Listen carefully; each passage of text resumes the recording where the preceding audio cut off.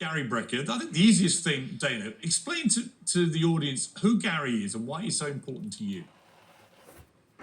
Yeah, so Gary Brecker is a human biologist, and I met him through a longtime friend of mine. So I ended up finding out that he was a mortality expert.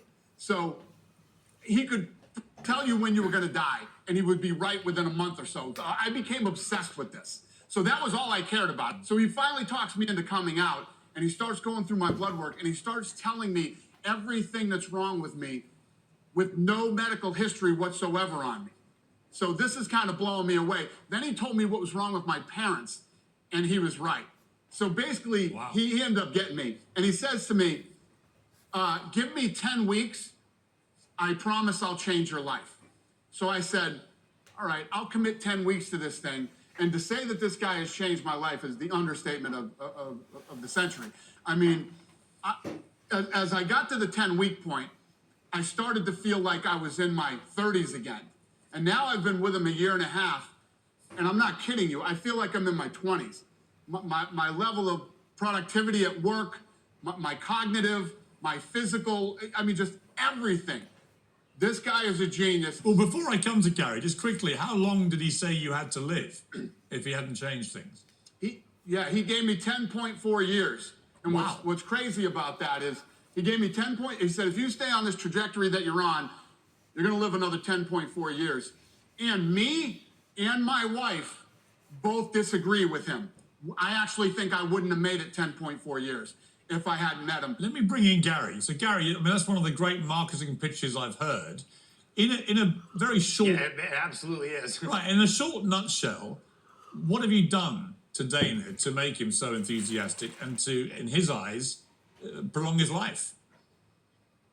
I mean, so Dana had a common precursor for cardiovascular disease called metabolic syndrome. It's actually the leading cause of cardiovascular disease, which is the leading cause of death worldwide. And it's a combination of 5 things: abdominal obesity, low healthy cholesterol, low HDL cholesterol, elevated insulin and blood sugar, elevated cholesterol, and hypertension. And to have any 2 of those 5 is considered to have you're considered to have metabolic syndrome. It's something you should get addressed. It's why I think everybody should get data on their bodies. He started exercising again. He went on a keto reset diet.